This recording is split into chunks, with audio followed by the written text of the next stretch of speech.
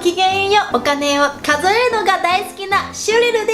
す。そんで今日のマレーシア知っとこのテーマはマレーシアの貨幣について紙幣編にしたいと思います。私が物心をついた時から今までマレーシアの紙幣と硬貨のデザインが何度か変わりました。またデザインの違う紙幣と硬貨は市場でまだ流通されていますので、初めてマレーシアに来られた方はこれは偽札じゃないかとびっくりしたり戸惑ったりするかもしれません。そのため今回はマレーシアの貨幣について触れたいと思います。では早速お題に入りましょう。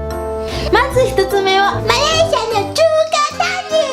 位。マレーシアの通貨単位はリンギットまたはリンギと日本語で表記されますが、マレー語での発音はリンゲに近いですね。昔マレーシアが独立した時にマラヤ英国領ボルネオドルという通貨を使いました。1967年マレーシアの中央銀行から発行されたマレーシアドルはマラヤ英国領ボルネオドルの置き換えになりました。そして1993年に正式に通貨単位をリンギットにしました。また通貨単位のリンギットは RMMYR で表記されます。国内で RM と表記することがほとんどですが、海外貨幣と区別するときに MYR で表記します。また値段の読み方ですが、こちらの例の場合は13リンギ55銭と読みます。紙幣の肖像。日本円の札にはそれぞれの紙幣に違う偉人の肖像が書かれていますが、マレーシアの札の場合は全部同じ肖像が使われてます。こちらの方はマレーシアが独立した時に即位された1代目の国家代表の国王国家元首のダンク・アブラマ様です。存在していた紙幣とその流通状況。昔マレーシアには500リンギと1000リンギの紙幣が存在しました。しかし海外へ流れるのを避けようと1997年から中央銀行から発行されなくなって1999年に金融危機のためそれから使用禁止となりました。もちろんお金のやり取りとしてはすでに使えなくなりましたが、紙幣コレクター向けにコレクションとして売られたりしてます。また使用禁止にはなっていませんが、もう発行されていない2リンギの紙幣もまだ稀に見かけます。コレクション好きの方は手元に残しておくのもいいかなと思います。紙幣のデザイン。現在主に流通している紙幣から紹介させていただきます。まず一番多く使われている最新デザインからいきましょう。最新デザインの紙幣が出回り始めたのは確か2010年6月ぐらいかなと思います。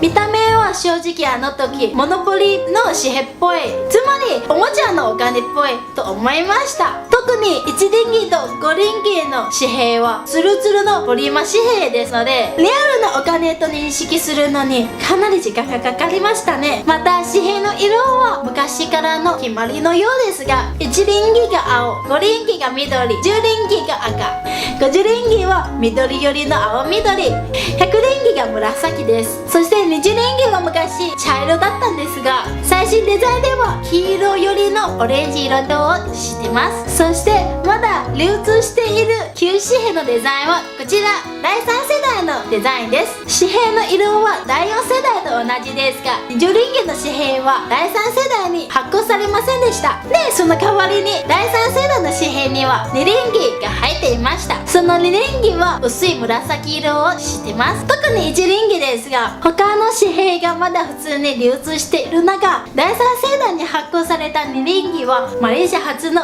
2リンギの紙幣ですし、現在すでに発行されなくて珍しいのでコレクションになる傾向があるのかなかなか手に入りません。さらに5リンギは第3世代と第4世代の間に第 3.5 世代というバージョンがあります。その5リンギは第3世代から変わったのは初めてペーパー紙幣からポリマ紙幣になりました。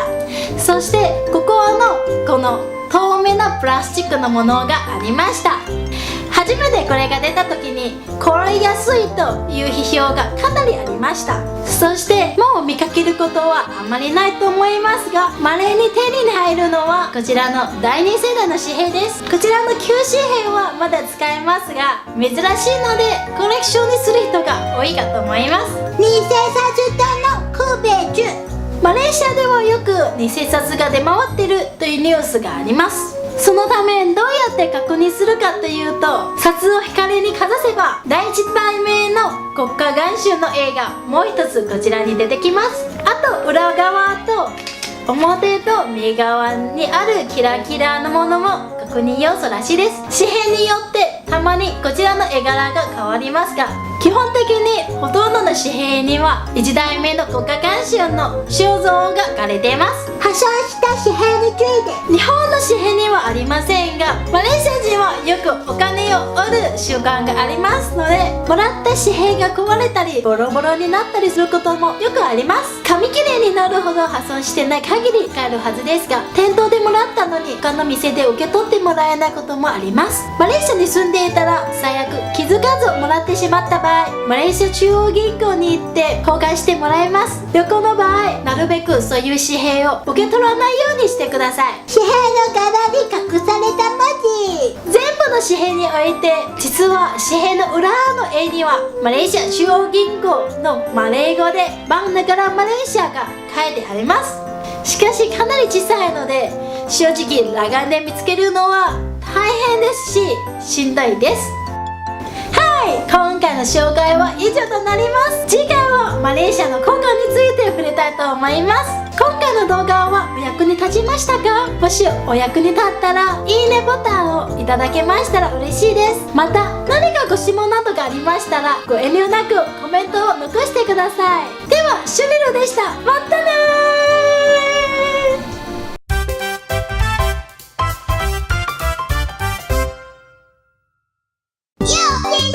僕キューテ